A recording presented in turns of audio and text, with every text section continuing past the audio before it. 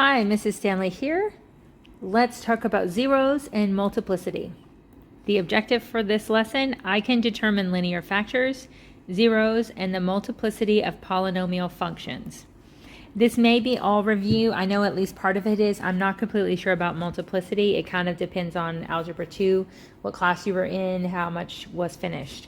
So let's get started with zeros. This hopefully is very old information all the way back to Algebra 1. Zeros, the x-intercepts of a function are also called zeros. A polynomial of function, a polynomial function of degree n can have at most n real zeros. Notice that n. This is the same number.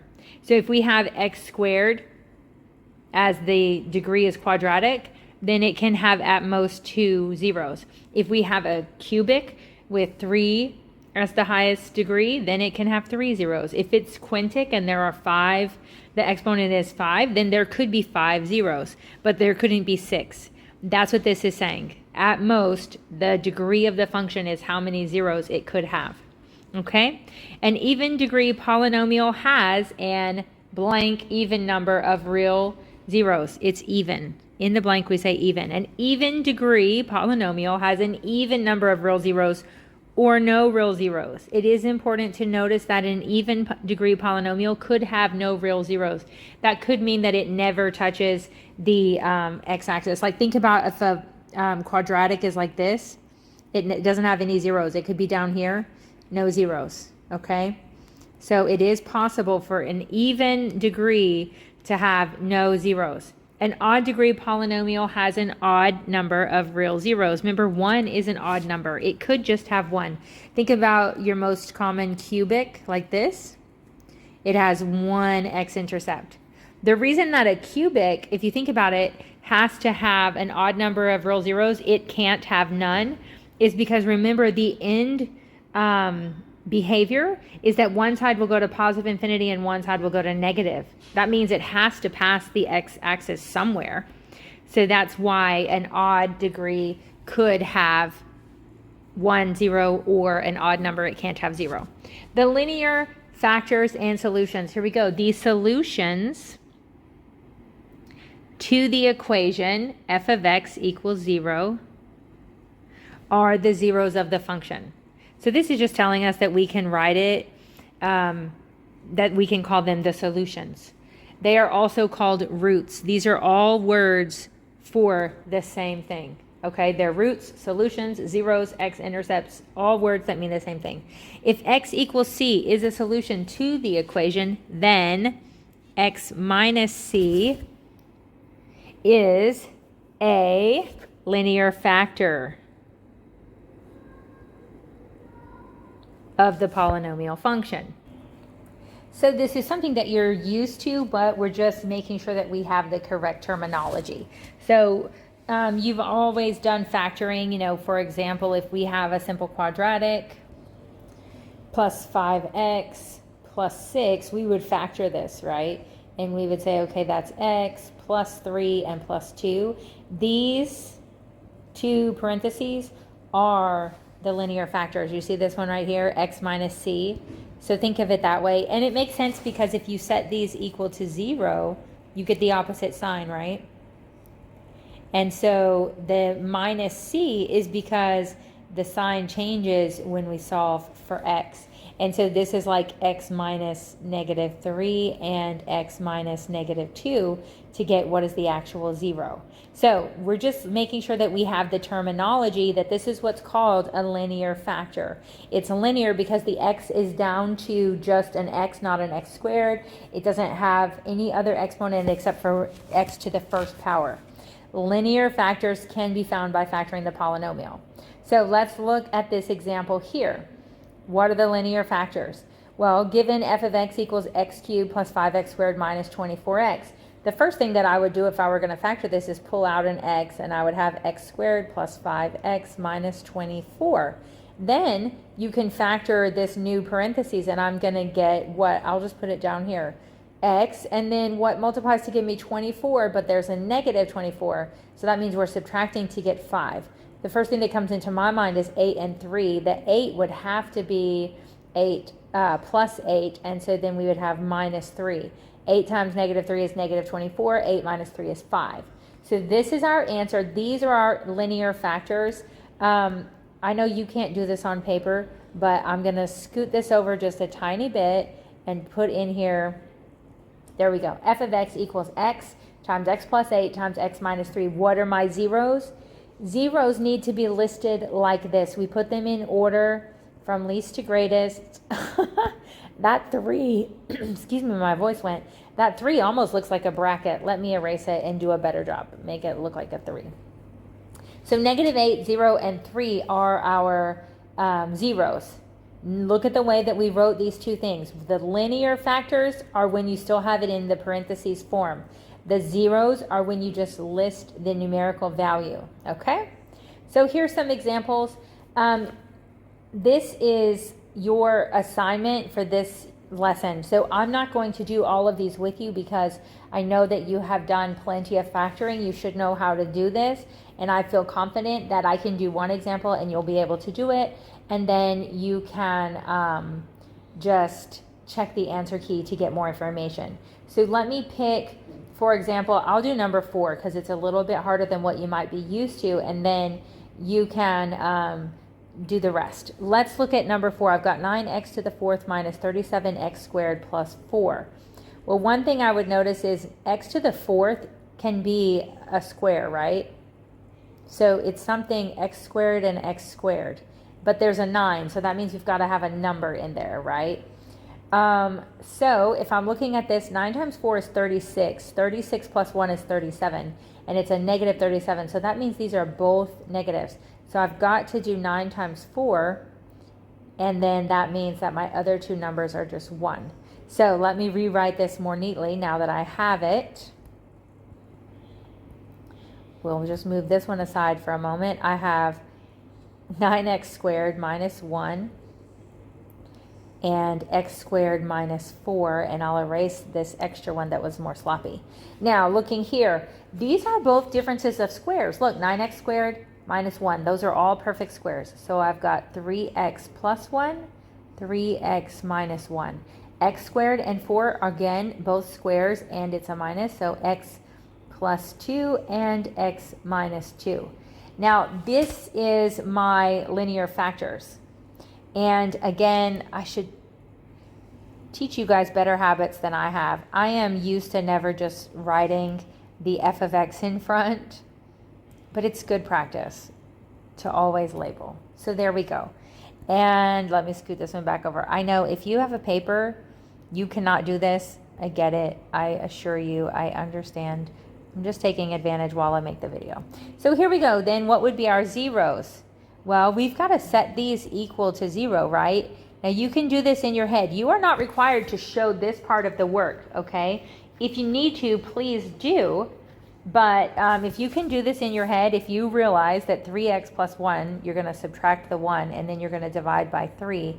So you're going to get x equals negative third. And then on this one, I'm going to get x equals 1/3, and then x equals negative 2, and x equals 2.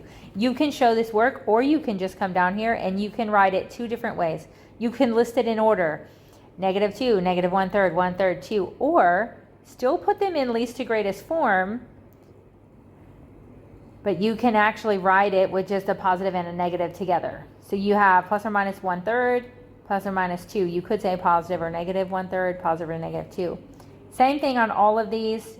Do the factoring to get the linear factors and then state the zeros. That's what it says right here. Find the zeros of the functions below by factoring. So we're factoring first, we're writing the zeros, okay? Now we're going to jump down to the next page. 5 and 6 are still yours to finish. And we'll come to multiplicity. The multiplicity of a zero is the degree of its corresponding linear factor. Let's look at an example to see what does this mean. So the first thing, the directions, find the zeros of the functions below and state their multiplicities. This is going to be way easier than it sounds, so don't worry. First thing we can do is factor out an x, and we're going to get x squared plus 10x plus 25. And then we can factor that. That one looks pretty easy, x plus 5, right? So f of x equals x times x plus 5 times x plus 5. Does that simplify? Absolutely it does. F of x equals x times x plus 5 squared. This is where it comes in handy. We have two possible zeros, x equals 0, and look at this right here. The degree of its corresponding linear factor. What is the degree on x? It's just 1. So the multiplicity of 0, we're going to abbreviate it, multiplicity of 1, because the degree of x is 1. And then our other 0 is x equals negative 5. What's the exponent on that? Notice the little tiny 2 there. This right here is an exponent of 2. That means we have a multiplicity of 2. So basically what it's saying is, how many times does that factor repeat itself? A linear factor can repeat itself multiple times, and it tells us the multiplicity, however many times it occurs.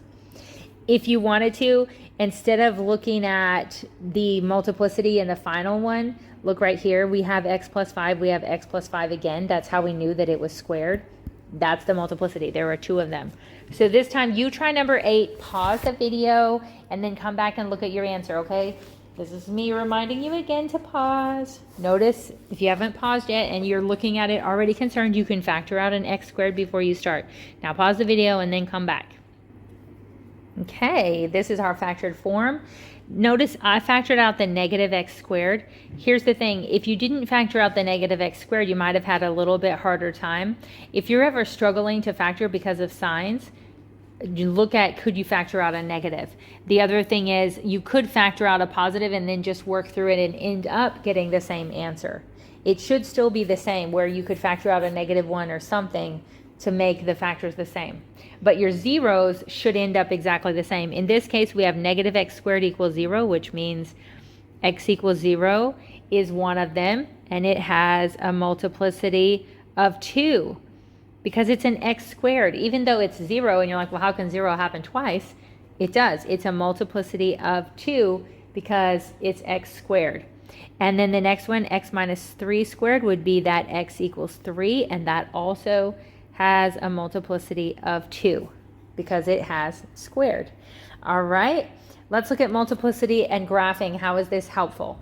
Okay, so we have this function here, x cubed plus 4x squared plus 4x. I wish it was the exact same one that we already had factored, like one of these up here, but it's not. That's okay.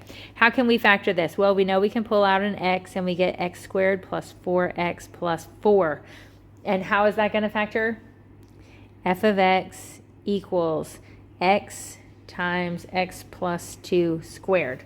So here's what's going to happen. We're going to graph this. What do we know? We have at x equals 0, and then we have x plus 2 equals 0 at x equals negative 2, right? Now, if you don't feel comfortable graphing it yet with just what you have here, you do have your calculator, and you could put this function into y equals, go to the graph, go to the table, and get a few points. But we do know a couple of our points. This point is going to give us 0, 0. So that's right there. And then this one is going to give us negative 2, 0. And so that's right here. And then we need to know, well, what else is happening? Well, here's the thing. The graph goes like this. Here's my graph, okay?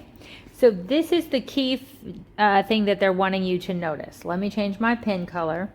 When the multiplicity is even, the graph is what? Okay, right here at x equals negative 2, we have a multiplicity of 2. Notice what happens to the graph. It comes up and it touches it, but it bounces back. Okay, this is what we call tangent. It touches the x-axis at exactly one point, but it does not cross over. It touches and then it comes back down. I think sometimes people call it like it bounces, it bumps, things like that. The actual mathematical word is that it is tangent. It touches at exactly one point. When the multiplicity is odd, look at this one, x equals 0. This is just x, and so look what happens. It crosses through. So the graph intersects the x-axis. So the graph intersects the x-axis when the multiplicity is odd. This is like what we would call a key piece of information. And so you want to add this to your things to try to memorize, or at least make sure that you know well enough that you're like, oh wait, something happens there. Let's look at a quick example down here on what's next. So here they give us this example of zeros, their multiplicities, and we want to describe the effect on the graph.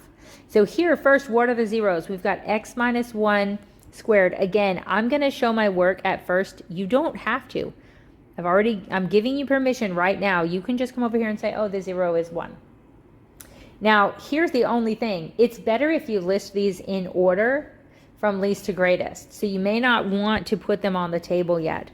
We could just list them. Okay, this one is positive 1. What's this one? We're going to add 3 and divide by 2. So it's going to be 3 squared. And this one's going to be negative 4.